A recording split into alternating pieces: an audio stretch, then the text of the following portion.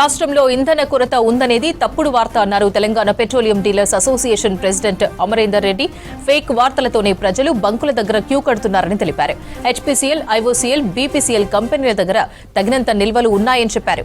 ప్రజలు భయంతోనే భారీగా కొనుగోళ్లు జరుగుతున్నాయని తెలిపారు. ఆయిల్ కంపెనీలకు ముందస్తుగా బిల్లులు చెల్లించినా కొన్ని ఆయిల్ కంపెనీలు సప్లై చేయడం లేదన్నారు. రేపటి వరకు అన్ని పెట్రోల్ బంకుల్లో ఫుల్ స్టాక్ ఉంటుందంటున్న Telangana petroleum dealers association president Amarender రెడ్డితో reporter Sadanandam face to face. నిన్న సాయంత్రం నుంచి నగరంలోని అన్ని పెట్రోల్ బంకులకు పబ్లిక్ వెహికలర్స్ క్యూలు కడుతున్నారు. సో ఫ్యూచర్లో పెట్రోల్ దొరకదని ప్యానిక్ అయిపోతూ ఈరోజు ఎర్లీ మార్నింగ్ నుంచి కూడా క్యూలు కడుతూ అటు వెహికల్స్లో నింపుకోవడంతో పాటు టిన్స్, క్యాన్స్ కూడా తీసుకెళ్ళి ఫిల్ చేసుకుంటున్నారు. అసలు ఈ పెట్రోల్ స్టాక్ లేదా, లేకపోతే అసలు ఇంత ప్యానిక్ అవ్వడానికి కారణమైంది? ఇటు పెట్రోలియం అసోసియేషన్ మెంబర్స్ వీళ్ళు ఏమంటున్నారు, వీళ్ళతో మాట్లాడదాం. సార్ చెప్పండి, మనం నిన్న సాయంత్రం నుంచి చూస్తున్నాం. సో ఎక్కడ చూసినా పెట్రోల్ బంకుల్లో క్యూ బాగా కనబడుతుంది. నిజంగానే కొన్ని ప్లేసెస్లో నో స్టాక్ బోర్డులు కూడా పెడుతున్నారు. నిజంగానే షార్టేజ్ ఉందా? అసలు ఇట్లా రావడానికి గల కారణం ఏముంటుంది? షార్టేజ్ అనేది ఏం లేదు. మాకు ఆయిల్ కంపెనీలు ఏదైతే సప్లై ఇవ్వాలనో సప్లై తగ్గింది. దాని కారణం మొన్న 3 రోజులు పండుగ హాలిడేస్ వచ్చాయి.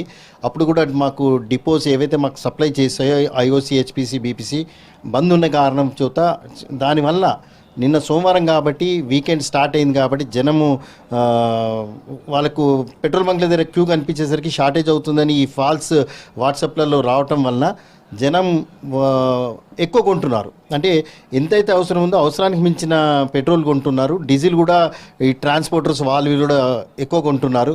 ఎందుకంటే రేపు షార్టేజ్ అయిపోతే ఇబ్బంది అవుతుందేమో, వాళ్ళ గమ్యం చేరుకోలేమో అనే ఉద్దేశంతో. అలాంటిది ఏం లేదు.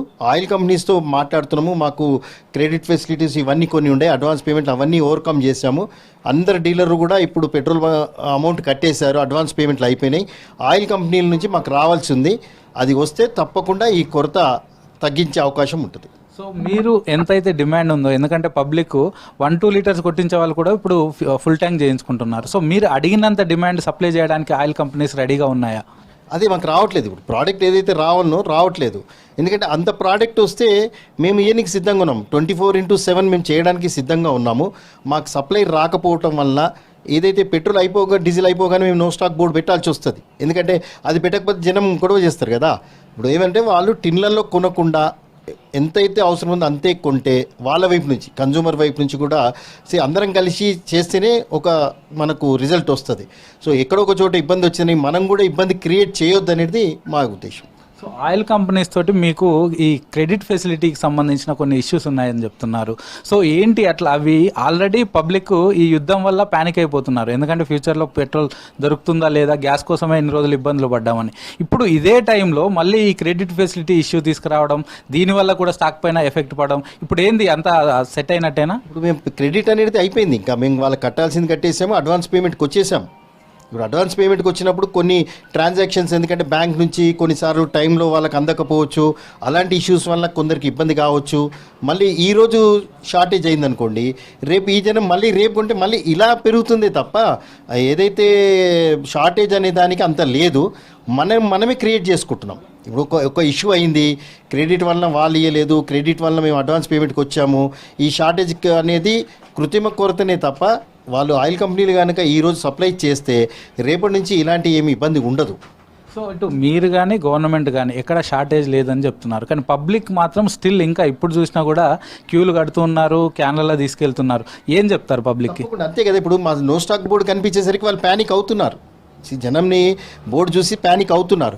అయితే నేను అదే చెప్తున్నా కదా, మనం టిన్నులలో నింపొద్దు, మీరు ఎంతైతే అవసరం అంతే కొనండి అని చెప్పి. ఇప్పుడు ఆయిల్ కంపెనీలు మాకు సప్లై వస్తే 100% ఇన్ని రోజులు లేదు, మాకేం షార్టేజ్ క్రియేట్ చేసి వచ్చేదేం లేదు కదా. ఇప్పుడు మాకు సప్లై ఇస్తే మాకు 4 డబ్బులు వస్తాయి. మాకు 8 ఏళ్ళ నుంచి డీలర్ మార్జిన్ లేకుండా మేము సర్వీస్ చేస్తూనే ఉన్నాం. ఈ సమయంలో మేము చేయడానికి ఇంకా సిద్ధంగా ఉన్నాం. ఆయిల్ కంపెనీలు, గవర్నమెంట్, స్టేట్ గవర్నమెంట్ని ఆయిల్ కంపెనీలకు మాట్లాడి ఇమ్మీడియట్గా సప్లై చేసే ప్రయత్నం చేస్తే మేము కూడా విన్నవించుకున్నాము. బహుశా ఇప్పుడు సీఎం గారు రివ్యూ మీటింగ్ ఉన్నట్టుంది. ఆ మీటింగ్లో వాళ్ళతో ఆయిల్ కంపెనీలతో మాట్లాడి వీలైనంత కండిషన్స్ ఏం లేకుండా ఈ 1-2 రోజులు సప్లై కనుక చేస్తే యథావిధి పొజిషన్కి వస్తుంది. దాని తర్వాత వాళ్ళు ఏ సిస్టమ్ ఫాలో అవుతారో అది తర్వాత జరగవచ్చు. సో సో మీరేమో కృత్రిమ కొరత అంటున్నారు, ఒకవైపు పబ్లిక్ ఏమో ఈ యుద్ధం వల్ల తగ్గిపోయే అవకాశాలు ఉన్నాయని వాళ్ళు ప్యానిక్లో ఉన్నారు. అసలు రియల్ పిక్చర్ ఏంది? మనకు రావాల్సినంత ఆయిల్ కంపెనీలకు విదేశాల నుంచి ఇంపోర్ట్స్ అవుతున్నాయా? రియల్ పిక్చర్ ఏంది? రియల్ పిక్చర్ అంటే ఇప్పుడు మనకు అరబ్ కంట్రీస్ నుంచి రావాల్సింది కొంచెం ఇబ్బంది ఉంది. అక్కడ నుంచి మనకు ఒక 30% వచ్చేది. ఆ ఇబ్బంది అయితే అందరికీ తెలిసిన విషయమే.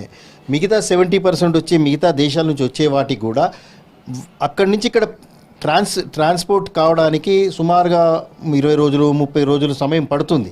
ఇక్కడ మనకు 30% ఏదైతే షార్ట్ ఫాల్ అయ్యిందో పబ్లిక్లో షార్ట్ ఫాల్ దృష్టిలో పెట్టుకొని వాళ్ళు ప్యానిక్ బయింగ్ అయ్యేసరికి అది 50-60% అవుతుంది. సో ఇది ఈ సర్కిల్ కలవాలంటే మనం ప్యానిక్ బయింగ్ తగ్గించి ఎంత అవసరం ఉందో అంతే తిరిగి అంతే పోసుకుంటే ఇది మనకు ఒక రకంగా కంట్రోల్ అయ్యే ఆస్కారం ఉంది. కానీ ఇది అందరూ ఆలోచించాలి కదా. ఇప్పుడు మేము ఒకవైపు ఆయిల్ కంపెనీ, ఒకవైపు గవర్నమెంటే కాదు, ప్రజలు ఎక్కువ, గవర్నమెంటు మేము తక్కువ.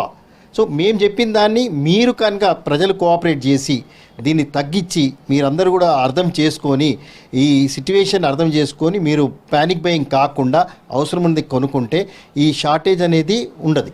సో ఇప్పుడు పబ్లిక్ ప్యానిక్ వల్ల 1-2 లీటర్స్ కొట్టించుకునే వాళ్ళు కూడా ఫుల్ ట్యాంక్ చేయించుకుంటున్నారు. కాబట్టి ఆల్మోస్ట్ మీరు చెప్పినట్టు అన్ని ఫ్యూయల్ స్టేషన్స్లో అయిపోతుంది.